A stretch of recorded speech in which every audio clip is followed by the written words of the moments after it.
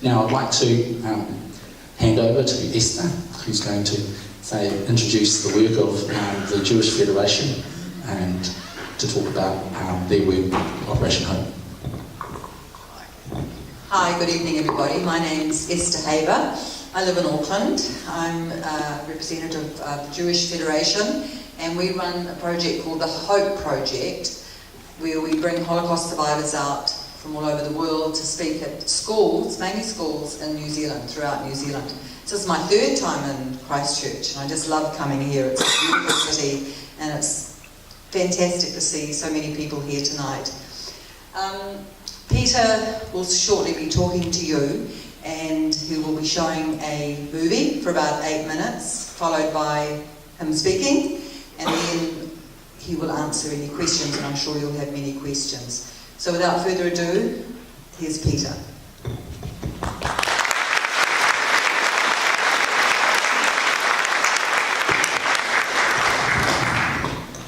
Good evening. I start by saying I have 3 lives so far, and I'll introduce the first part of my life by showing a brief film, and I'll take it from there. Thank you.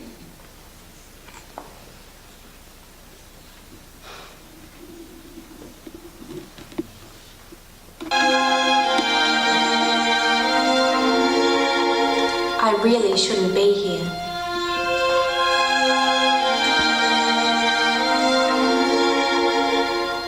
I really shouldn't be here. In the Second World War, 1939 to 1945, the Germans and their collaborators murdered close to 13 million people, including 6 million Jews, in what has become known as the Holocaust.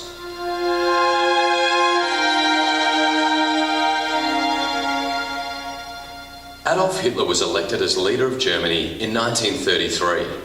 Hitler's speeches dazzled the German people with his idea that Germans were a master race of tall, blonde, superior people. He vowed to remove from Germany everybody he regarded as racially inferior or undesirable: gypsies, Jehovah's Witnesses, homosexuals, and the disabled. Above all, Hitler was a fanatical anti-Semite. Anti-Semitism, which is unfounded hostility and prejudice against Jews, can be traced far back in history. Jews served as scapegoats, blamed for the ills of mankind.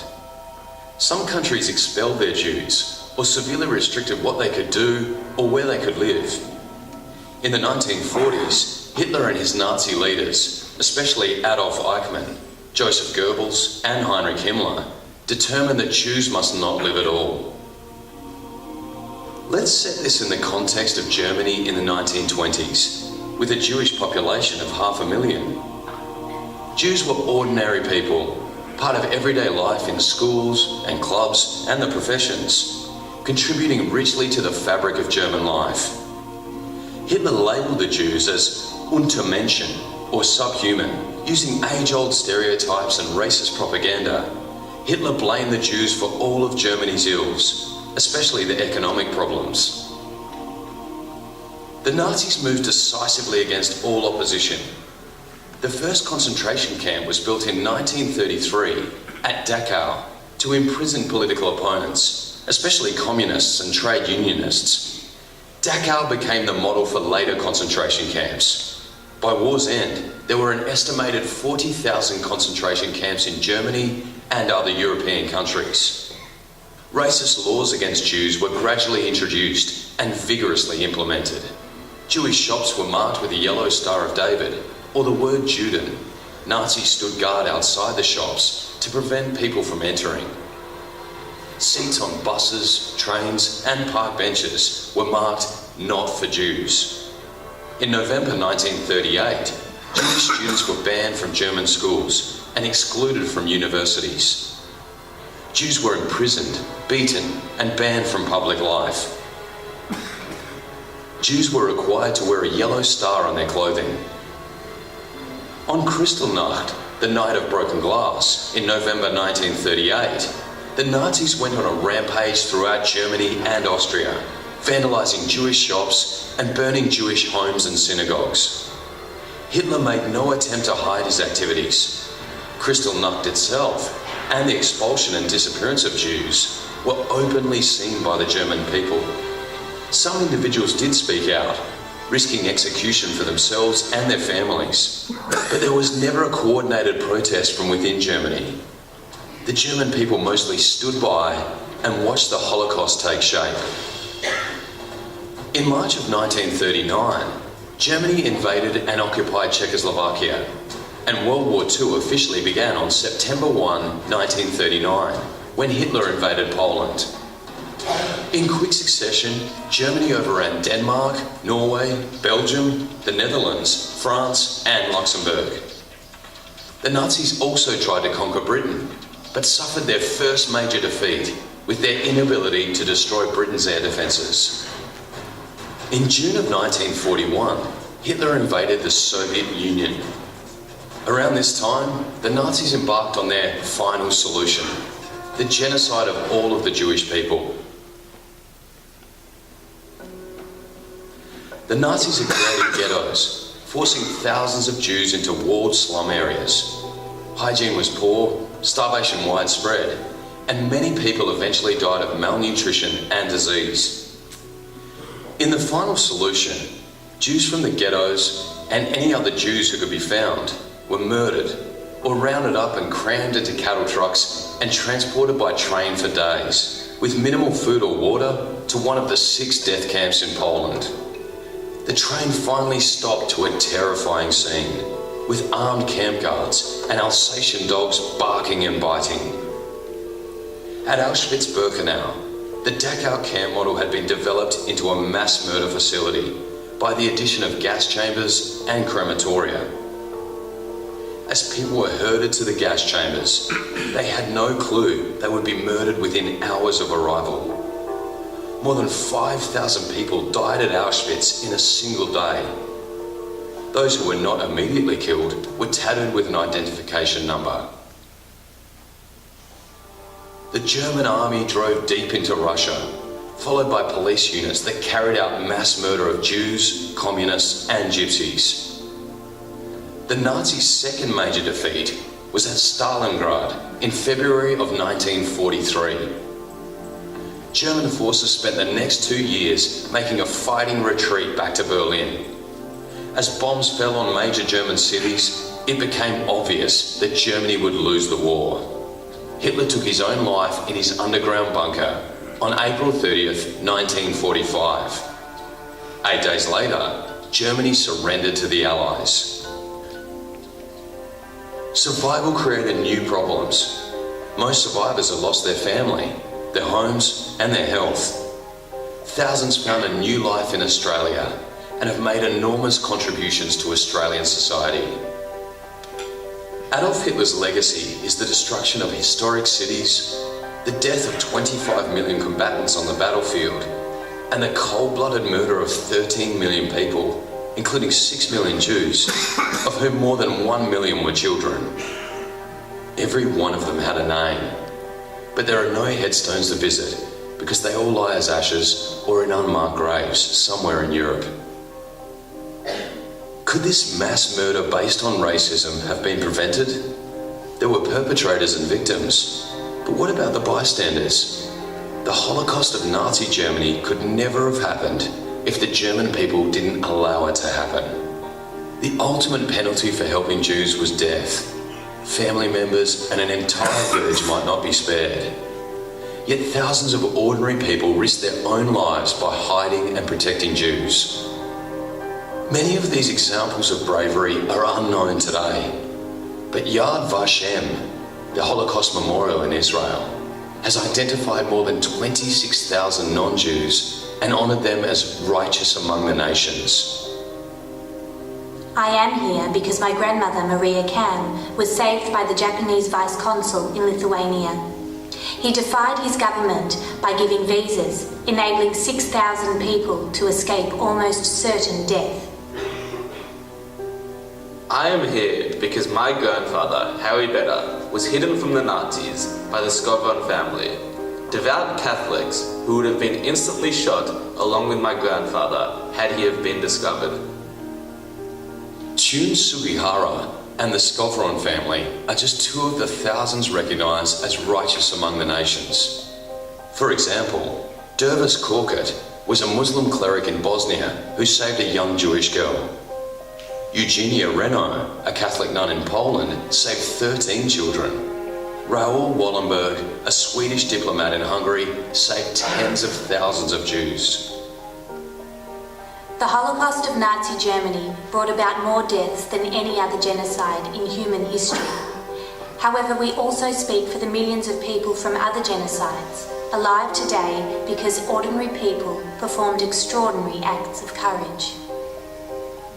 In 1915, more than 1 million Armenians were murdered by the Ottoman government in what is today Turkey. We applaud the courage of missionary Karen Jeppe, who hid Armenians and saved the lives of over 2,000 women and children. In the African country of Rwanda in 1994, the majority Hutu population slaughtered almost 1 million Tutsi people.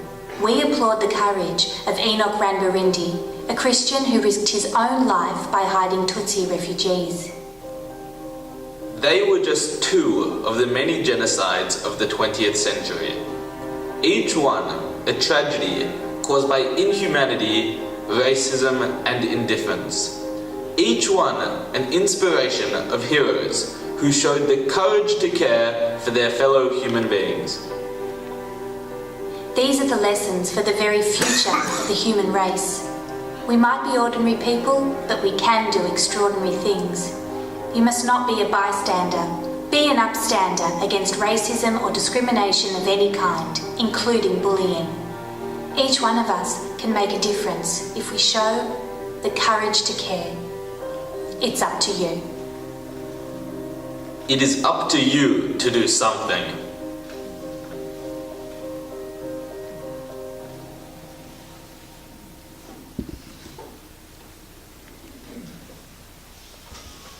It is to this background that I was born in Czechoslovakia in Bratislava in 1937. My father was the only child from an East Slovakian family. My mother was one of 5 siblings born near Bratislava. I remind you, if you need reminding, that the story I'm going to tell you is that of a child 5, 6, 7 years old. Most of it are my own memories, very clear memories. But some of it is obviously what my parents have related to me of that time. Into my life when I was 5 years old in 1942. In June 1942, I was sent home from preschool and told never to come back. That same month, my father was sacked from his job as he worked in an insurance company, and 40 of my relatives, grandparents, aunts, uncles, cousins and more were arrested, and they have never been seen since. We were very fortunate in that Mum and Dad and I lived in an apartment on the outskirts of the city, not where the majority of the Jewish population lived. So we escaped the rest on that occasion. But my father knew that we could not continue to count on our luck, and he took steps for us to hide and escape arrest. He spoke to several of his workmates, colleagues at the insurance company, Christians, who agreed to help us. And my parents spoke to my childhood friends, and again Christians, who agreed to help us. You heard what the penalties were if you were caught hiding Jews. I should also add that these people did this thing out of their own strong moral convictions. We had no money to offer them. Our bank accounts had been frozen. We were on the run with a small suitcase between the three of us. We could not promise them any glory or medals or plaques or certificates in the future. We didn't know whether there was a future. And so we hid in the capital, in Bratislava, for around 3 years. We hid in people's apartments, houses, in their cupboards, in their cellars, in their attics. We hid in their roof cavities, in their garden sheds. We hid in nearby orchards, forests. We hid in the boat sheds down by the Danube, especially in the winter. Danube is frozen over. The boat sheds are not used, so we lived there. We were escorted from one place to another place of hiding in the middle of the night by these people. We refer to them as our rescuers. They are the people who are responsible for the fact that I'm here, for the fact that I have 2 children and I have 5 grandchildren.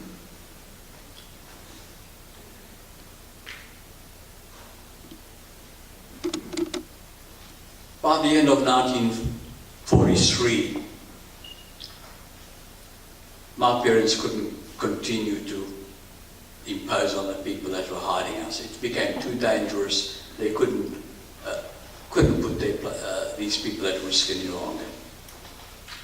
By the way, they were not just hiding us. I should mention that they were sharing their rations with us. There was rationing of all food. Everybody, or every member of the family, got coupons for all the things that you need: flour, sugar, salt, butter, eggs, whatever.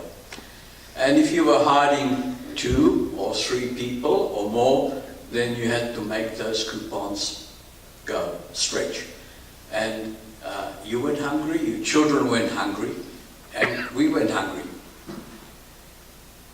Anyway, my father, in December 1943 or thereabouts, found a farming family in a nearby village who were prepared to put us up.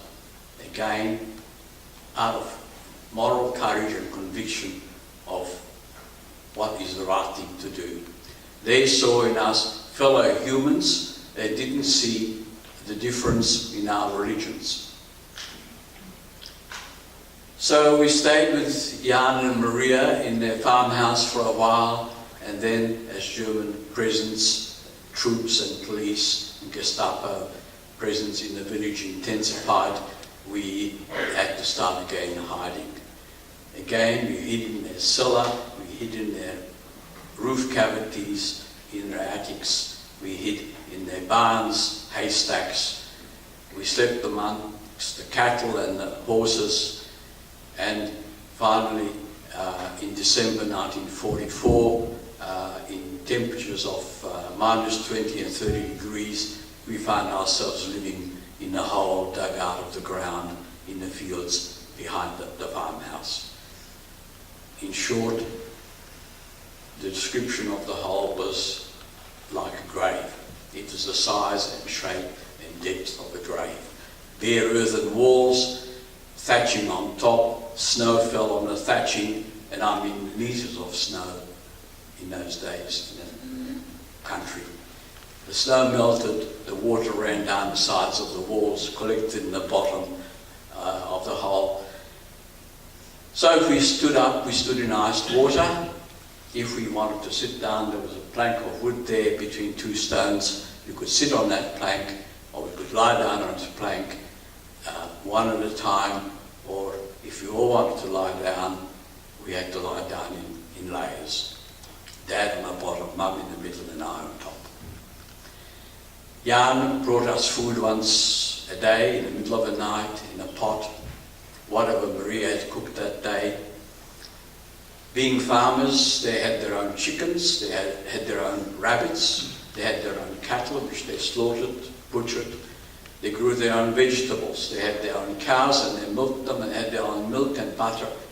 So we ate a great deal better than we had eaten in the previous 3 years in the city.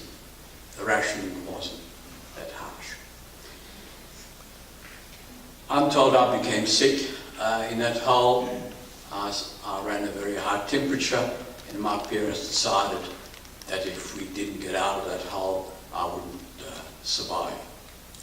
So we crawled out, we walked to the nearest police station, and we said, we're Jews, we're here to be arrested. Well, I'm sure you understand that not many people do that in any circumstances, anywhere in the world, asked to be arrested, let alone when they know that the likely consequences are going to be that they're going to be murdered. The police looked at their watch and said, oh, it's about lunchtime, we're off to the pub to have lunch. Sit down there by the pot-bellied stove, get yourself warm, and if you're still here when we come back from lunch, well, we'll have to do what we have to do. You know, the hated paperwork that the police hate everywhere in the world. And when they came back, we were still there. We had no options. We had run out of options. They did the paperwork, and they sent us off in the van to a collection camp nearby. In the camp, Mum and I were separated from my father, and a few days later, Mum and I were put onto a transport. Now, these facts I'm going to quote you now are from handwritten German archives, which are available to me in the Holocaust Centre and Museum in Melbourne. So they're part of official record, handwritten, as I said, no computers.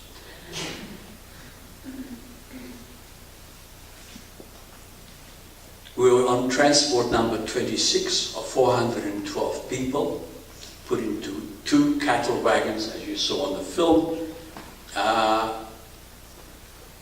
Newborn babies being nursed by their mother, and very, very old people, I guess 80 or maybe 90 years old. 200 odd people per wagon, and standing room only, except for the very young and the very old. A bucket of water for drinking, and another bucket of water for refuse. Doors of the street closed. It was total darkness. We travelled what seemed like 2 days. We don't know. It was total darkness.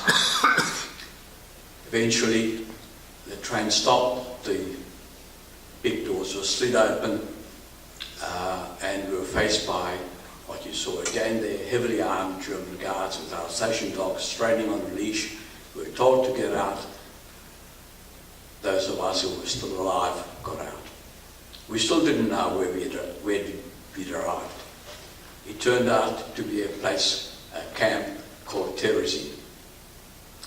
Terezin is about 60 kilometers north of Prague, which is now the capital of the Czech Republic. It was a camp like no other camp in several respects. Firstly, it wasn't barracks like you saw on the film. There weren't temporary buildings erected in a very rectangular pattern. It was an old town built in the 1780s by the then emperors of the region, the Habsburg family, for their garrison, for their army. So it was bricks and mortar. And I visited it much, much later, in the 2000s, and it's a very attractive town. It wasn't that good at the time. It was not an extermination camp. It was a holding camp, a halfway house to extermination. Not to put too fine a point on it, the extermination camps were working to capacity. There was no room for us in extermination camps, so they put us into Terezin until vacancies occurred in the production line, destruction line. And thirdly, it was a piece of propaganda in addition to being a holding camp. It was a piece of propaganda for Hitler. In 1944, Hitler had a film made. It is called Hitler Gave the Jews a City to protect them from the ravages and hazards of war raging around them in Europe. And to back this piece of propaganda up, the Red Cross, International Red Cross and the Danish Red Cross paid 2 visits to Terezin that I know of. One in June 1944, that's before I came there, and then one in April 1945. And for those visits, a show was put on. Cafes suddenly opened up in this little town. The park in the middle of the town was suddenly gardened up. Gentlemen in suits with ties and hats sat down at the cafe tables on the sidewalk, the umbrellas, and they drank empty cups of coffee. And there was cake there on the table. Concerts were suddenly organised in the town. A bakery opened, and the adults were issued Terezin money, samples of which I've still got at home, and told, go and buy bread. And they went into the bakery and they bought bread, handed over the money, bought bread, put it under their arm, and as they walked out of the bakery in the corner, the bread was taken away from them by the Nazis and recycled back onto the shelf of the bakery. So nobody got to eat any of it. It was just a show. And finally, an opera, a children's opera, was staged for the benefit of the Red Cross. And in the front row, all the top-ranking Nazis who were around at that stage, and the Red Cross sat and watched the children's opera being performed. And I had a role in an opera, if you forgive me, I was a ladybird with a red costume with black dots on my back, and I was told not to sing. Just sit there, don't sing. You can't sing, you've got no voice. But it was all good because I got extra rations to fatten me up for the performance and to put colour in my cheeks. And when the Red Cross went home, everything went back to normal. I was in the boys' home where I got rations, once a day a bowl of soup and a stale crust of bread. In the morning, the same thing again. At night, the soup was hot. It had never any meat or vegetables in it, but it was hot. And we hugged it to get ourselves warm, and when it cooled down, we dunked the stale crust of bread into the soup, made it soft, and that's what we ate. My mum, because she had very considerable sewing skills, she was useful to the Germans, to the Nazis, and she was put into barracks where people capable of working towards the German war effort were housed and worked. And she sewed and repaired German army uniforms. Because she was useful, she got extra rations occasionally. And on one such occasion, I was about to meet her once a week for an hour outside the boys' home, and we sat on the pavement or a bench, and she gave me an apple, and the apple was, that big. And it was bruised and battered, but it was a piece of fresh fruit, more or less fresh fruit. And I took a bite out of it. I said to Mum, I'm not going to eat it all now. I'll save some of it for later on. And I went back to the boys' home and I stuffed it under the mattress to have later on. And when I went back a couple of hours later and grabbed for it, the apple was gone. Somebody saw me put it there, they stole it. That was a way to survive. were there any... We did it all to each other, and I'm sure none of us were brought up to steal from each other. But that was a way to survive. There were never any fights over these things. We just didn't have the energy. There was no education program of any sort. There was no recreation program of any sort. We occasionally kicked around a ball made out of rags and papers tied together with string. We kicked around in a square, cobbled square, inside the building complex. Apart from that, we had stacks of time to be bored, afraid, hungry and cold. And the more time you have to do these things, the worse it gets. People did die in Terezin. They died because there was malnutrition, there was cold, there were lice. Lice transmit disease. They bite one, transmit it to the next. I slept on a 3-tier bunk, top level 3-tier bunk, with 3 other boys and 1 blanket. We curled up next to each other to keep ourselves warm, and the lice jumped from one to the other. We slept in the clothes we wore every day. I don't recall whether I had a change of clothing in the 6 months. I guess I must have, but I don't remember. Certainly no pyjamas. So yes, people died because there was no medicine, no hospitals, no nurses. So if you got sick, well, you either got better or you didn't. On the 8th of May 1945, we were liberated by the Russian army. One day, we had noticed that somehow the Germans personnel had disappeared from the camp the day before. We didn't know what to make of it. And then we heard this loud rumbling coming from somewhere, and we scratched the paper, which was papered over the windows, and we were right on the border of the camp, and we saw tanks with a red flag, and we knew that we'd been liberated. We thought it was time to go home.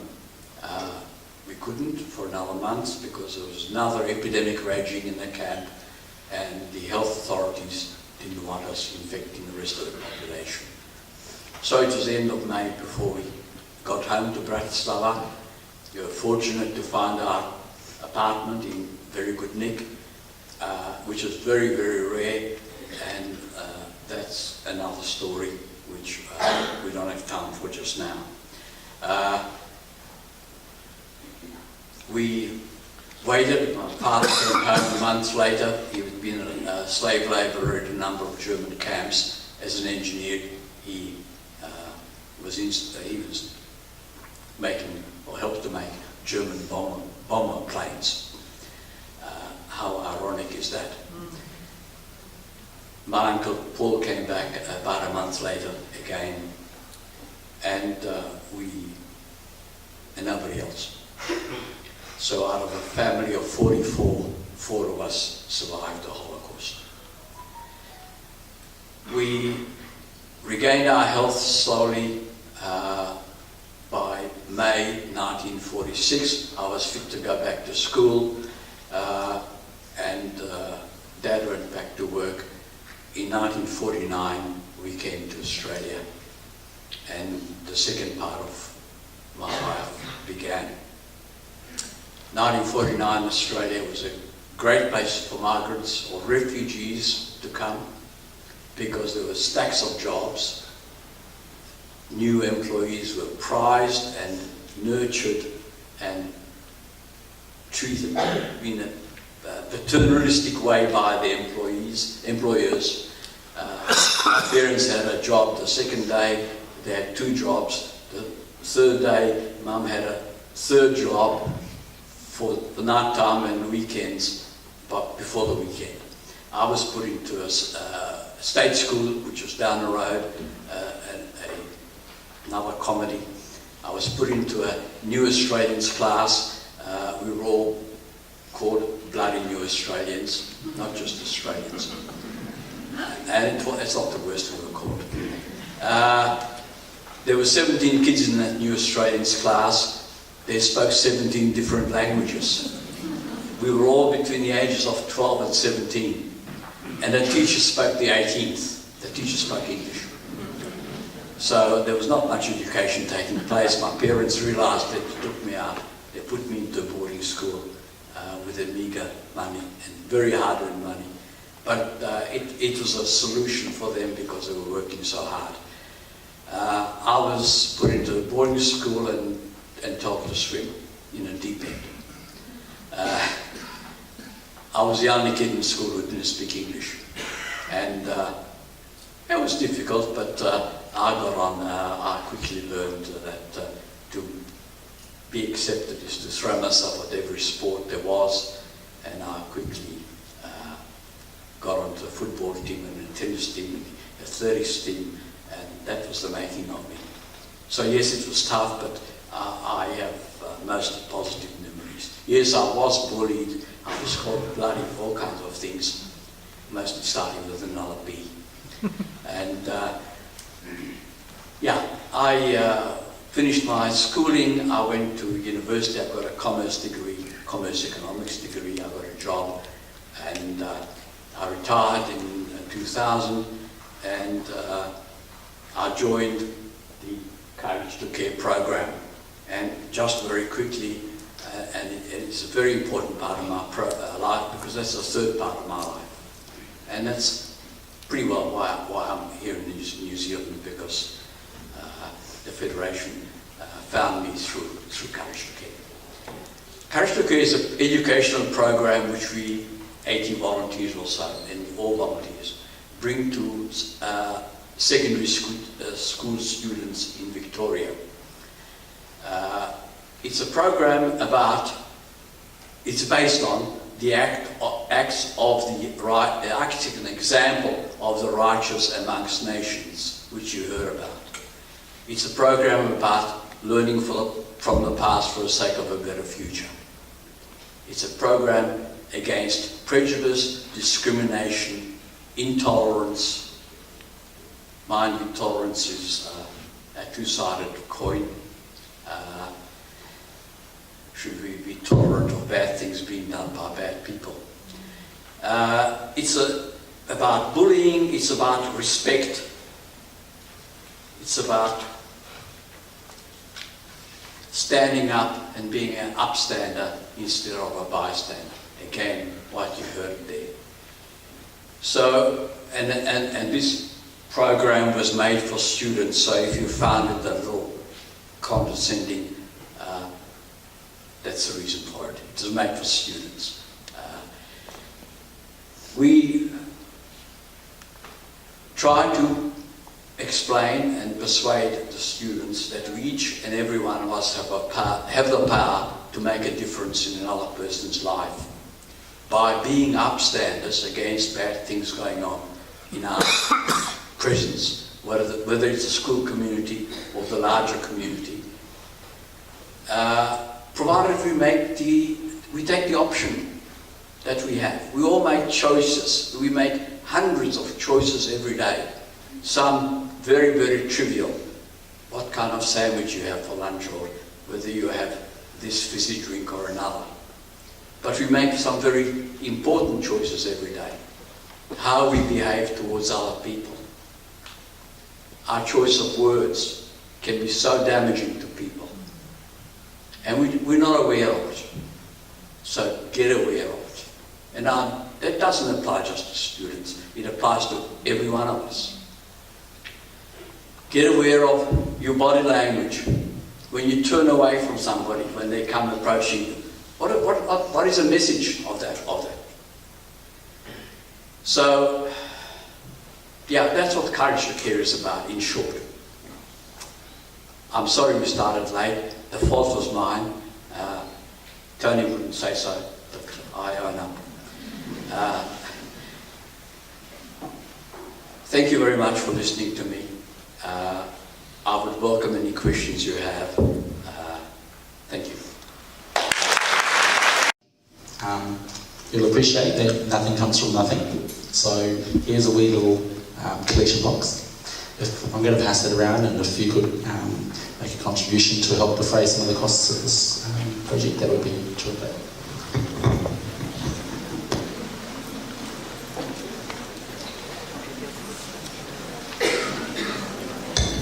So we are going to start with questions. What will happen is whatever question you ask, I'll repeat it so that everyone can hear it, and also Peter can hear it. I can't hear so good. Okay, so if you just speak up and I can hear the question and repeat it. I was just wondering if definitively you ever found out what happened to the rest of the family. So the question is if Peter found out definitively if he ever found or know what happened to the rest of his family. Yes, and again, from Germans, from the Nazis' own hand. When you were released from the concentration camp and went back to your home village, how did the local people sort of treat you or receive you as refugees coming back? So when Peter returned to his hometown, how did the local people treat him? For a time, the anti-Semitism was sort of repressed. People realised what had happened, and it was sort of a bit dampened down. But unfortunately, by 1948, it was very rampant. Does that answer your question?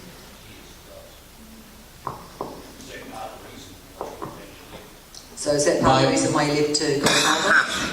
My father decided, in his own words, I survived Hitler, I don't intend to try and survive Stalin.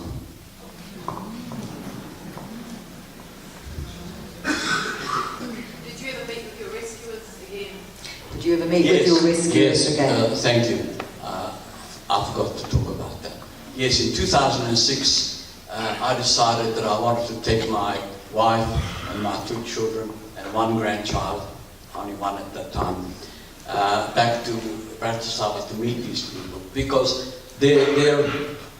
because I've lost so many relatives. They were my relatives. They were part of our family. And when I went back and I met these people, and my parents have kept in contact with them by snail mail. Later, when my parents died, I took up contact by email. Because I travelled in my work often, I had met some of them in various parts of Europe over the years. And I went back and I met them, and I'll enlarge a little bit on your question. I asked each one of them, why did you, and in some cases it was only the children that were alive because parents had died, why did your parents do what you did? You knew the risks. You knew there were no rewards coming your way. Why? And I was met with a stunned silence at first, and then they said, well, we just did what was right. That's it, full stop. And then I coaxed them a little bit, and I said, well, we couldn't have lived with our conscience if we hadn't done what we did. We thought that if we had been pursued and hunted and murdered like you were, in other words, if the boot had been on the other foot, somebody would do the same thing for us. And finally, Ivan said to me, you know, Peter, you're a part of our family. My parents and I and my 2 sisters, and told our children, and they told their grandchildren about those days and what it meant. And, you know, my parents were very grateful to you, Peter, and to your parents. And I was stunned. He says, you gave them a chance to prove to themselves that they were the sort of people they thought they were.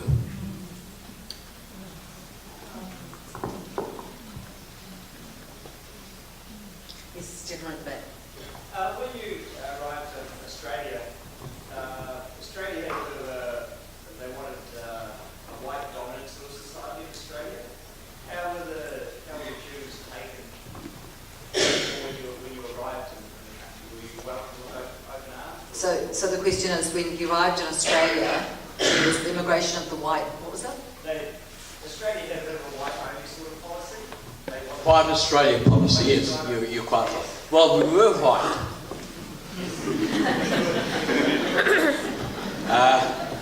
It's very different. It's a very different situation now. It's much more difficult for the refugees now than it used to be. And that's a long story and a lot of politics mixed up, and racism. We don't have time to go into it. It's endless.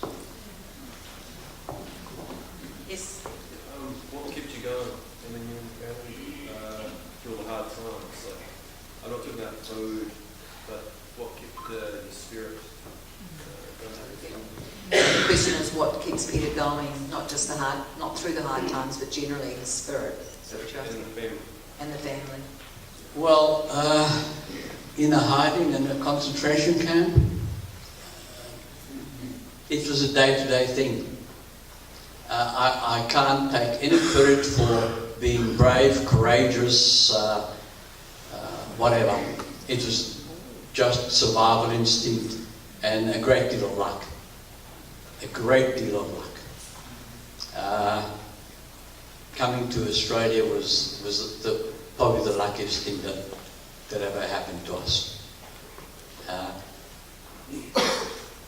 Next to New Zealand, I think Australia is the best country in the world. I was going to say that. Lady, sorry. Yes.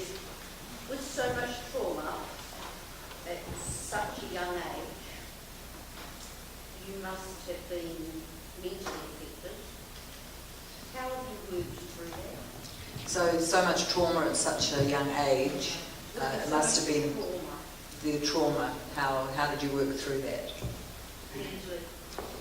I was very fortunate to be a child in those days because my parents shielded me from the reality of what was going on.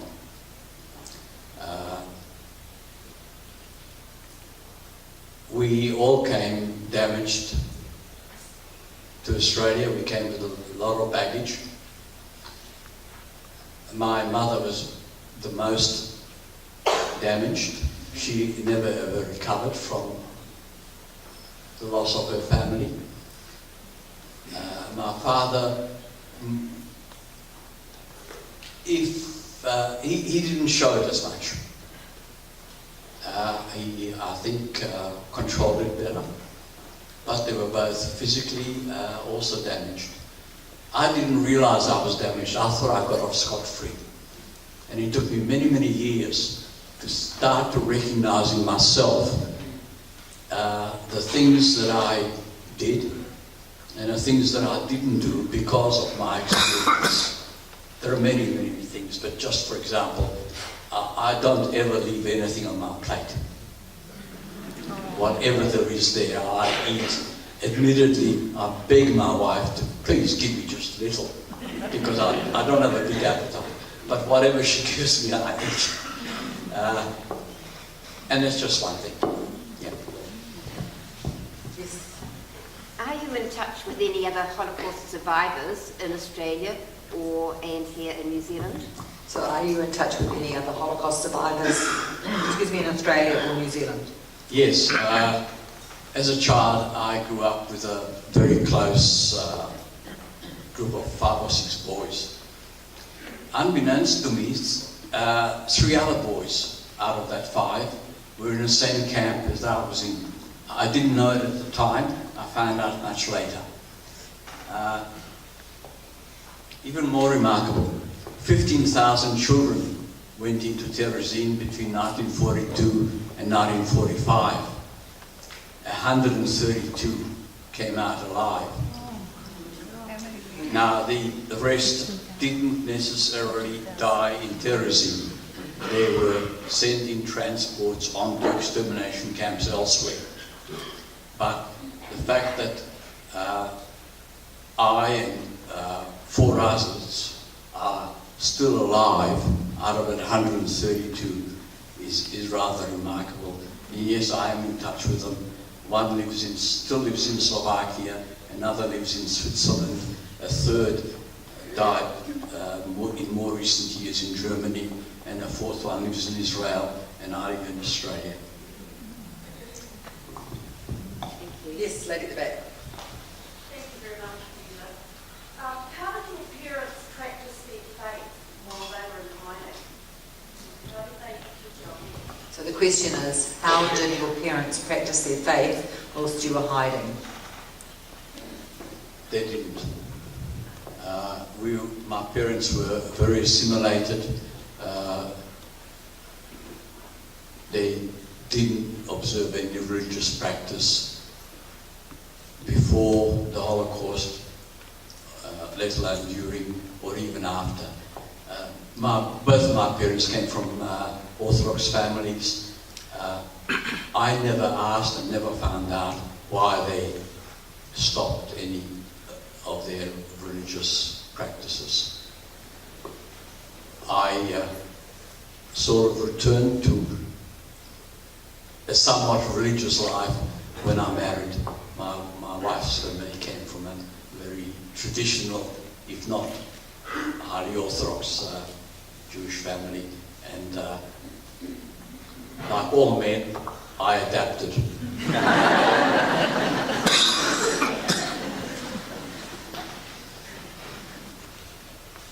Yes. Just, when, after the war, was it easier to close the door at what had happened? Did you sort of, that was your second life, did you put that behind you? And when did you want to start talking about that second life again? So the question is, how did you, after the war, did you put that behind you? And when did you sort of start a new life? Is that the question? Yes? When did you start talking about it? When did you start thinking about it? When did you start talking about it? I started talking about it when I joined the Courage to Care program in about 20 years ago. And for many, many years I had very violent nightmares. Just ask my wife. She got bruised a few times as I was flying around. And then when I started talking about it, I found those nightmares went away slowly.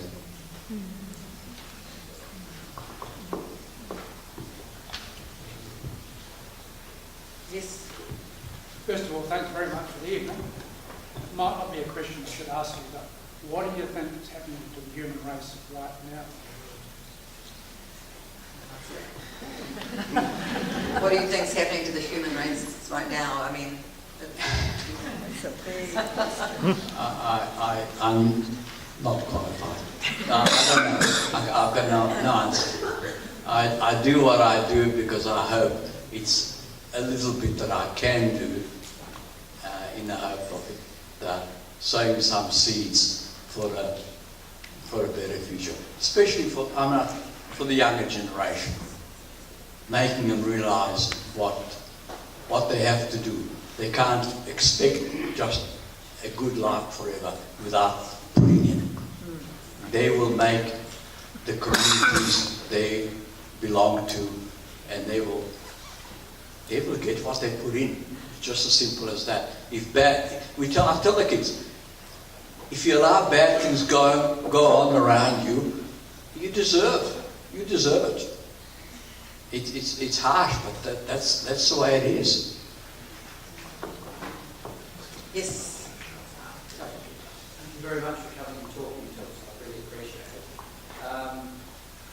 How did Hitler, when he wrote Mein Kampf while he was in prison, and say what he was going to do, how did he manage to get elected and get so many average Germans not to see what was going to happen? So the question is, when Hitler wrote Mein Kampf, while he was in prison, how come the Germans didn't realise what was going to happen? I suppose For the Jewish people. for the Jewish people, well, I suppose also the answer to that is that the Germans felt after the First World War, the morale was so low, someone like him came along and they were ready to accept him. Hitler was a saviour of Germany. Or at least that's how he sold himself. Germany was in a very bad way. The Versailles Treaty dealt a very steep penalty to Germany.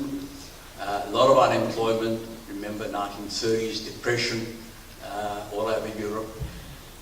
In 1933, when he was elected Chancellor, the National Social Democratic Party in Germany had 500 members. Is that more than what we see here tonight? But by 1938, he was too strong to be stopped. So, getting back again, what you heard on the film, the German people let it happen. They stood by and let it happen. It couldn't have happened otherwise. Sorry, I don't have any better answer to your question. Yeah. You had a question? Do you feel that you had the apology that you had hoped for?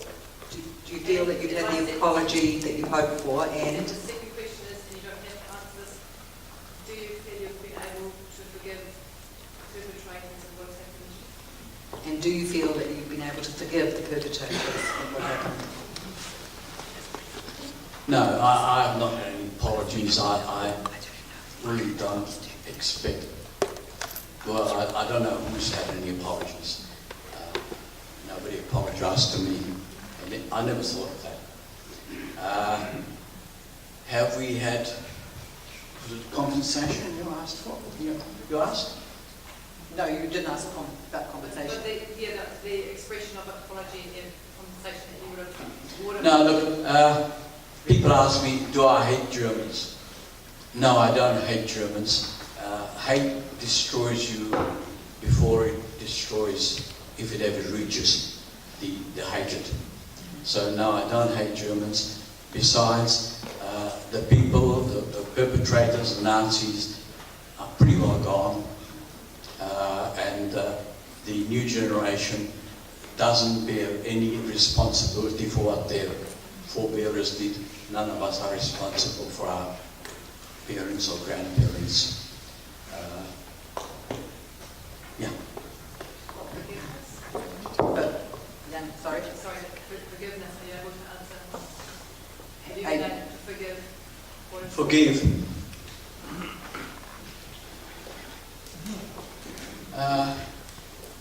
Yes. Who am I to forgive? The perpetrators who killed my family?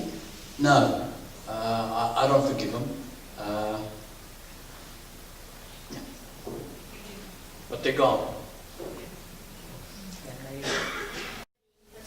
Just for the Red Cross. Sorry, I can't hear you. What did it feel like to see this show being put on just for the Red Cross and then having everything returned back to its cruel lifestyle? Sorry. What did it feel like to put on the show for the Red Cross and then go back? I was a kid. I was younger than you are. I don't know. I think I was younger than you are. So, yeah, I was just on the stage. I probably loved it, but I can't remember. And then how did it feel like to have to give that up and go back to the life you were leading there? Everybody did. All the kids were in the same boat as I was. We just got out of our costumes, got back into our lice-ridden rags and went back to the boys' home and picked up where we were the day before. Young man? Was it hard to get through these scars and school? Sorry, was it hard to get friends? On school.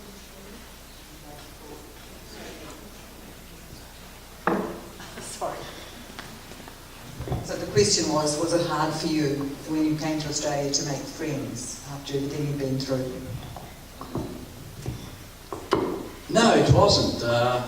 Despite the fact that I was bullied, I was called all kinds of names, and spoken about. But no, the kids at school were, it was tough, but then I think it was tough for everybody. It was pretty rough and tumble, but I have nothing but, not nothing but mostly positive memories from those days. I enjoyed a freedom that I'd never had before. The fresh air and lots of kids around me. I slept in a dormitory with, I don't know, 30 other kids, and you read comics under the... Oh, you know comics? Ever heard of comics? We read comics under the blankets with our torches, and we all got the same pretty horrible food, but so what? No, it was all good. Okay, I think we'll stop there. Thank you all so much for coming tonight and hearing Peter's amazing story. I really appreciate it. It's a fantastic message that he's bringing. So thank you very much to you all tonight.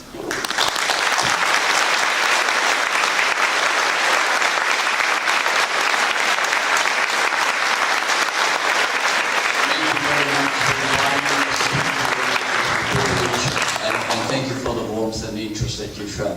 Thank you.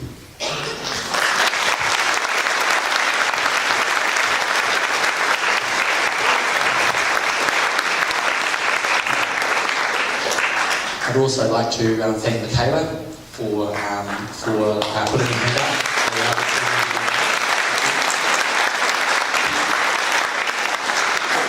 And just before I invite Ruby to come up to say a few words on behalf of Villa Maria, I'd also like to let you know that some of the work that New Zealand Friends of Israel does is also in the area of Christian anti-Semitism.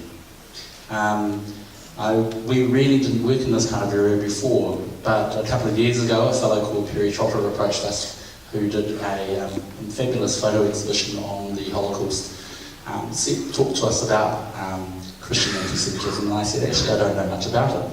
But we looked into it and started putting together a collection of Bible study materials to help Christians to be reacquainted with the fact that Jesus is Jewish.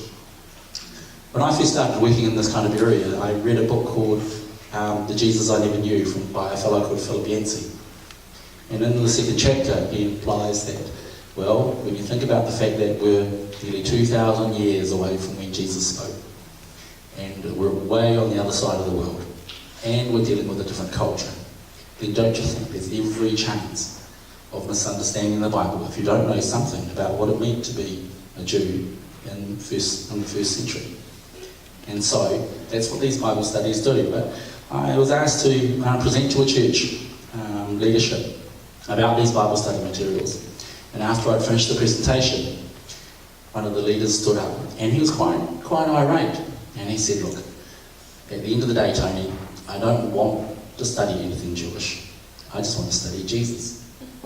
And when you think about the absurdity of that statement, you start to realise how far removed some Christians are from the historical context of Jesus and what he spoke.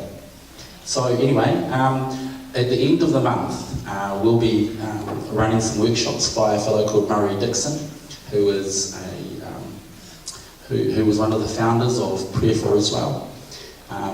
We haven't settled on a venue yet, but if you keep an eye out on our website, it's just the initials for New Zealand Friends of Israel. So it's nzfoi.org, no.nz.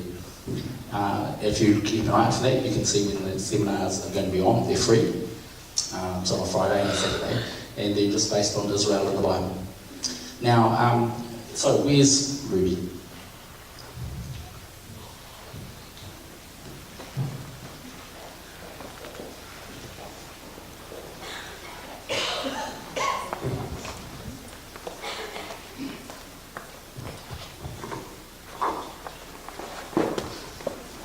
Tonight we will end with a Jewish remembrance prayer, followed by our thank you to Peter.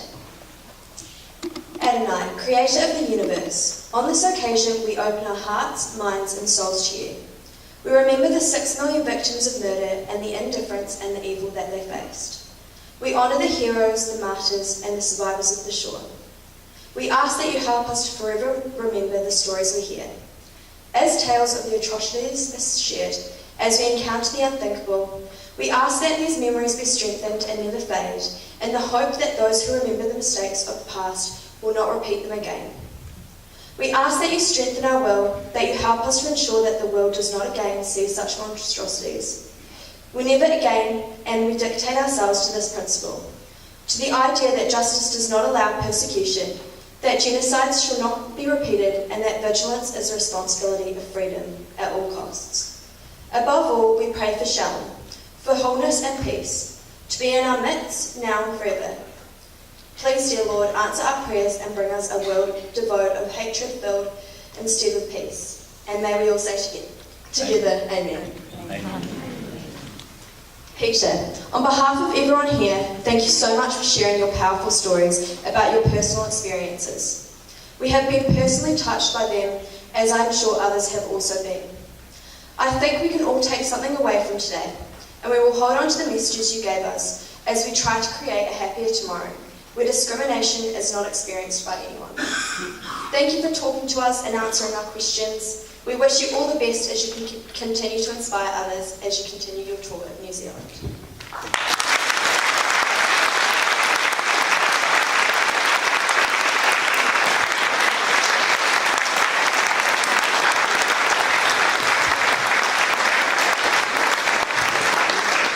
Thank you for coming out tonight, everyone. Thank you for your patience and your attention. Go home safely. Thank you.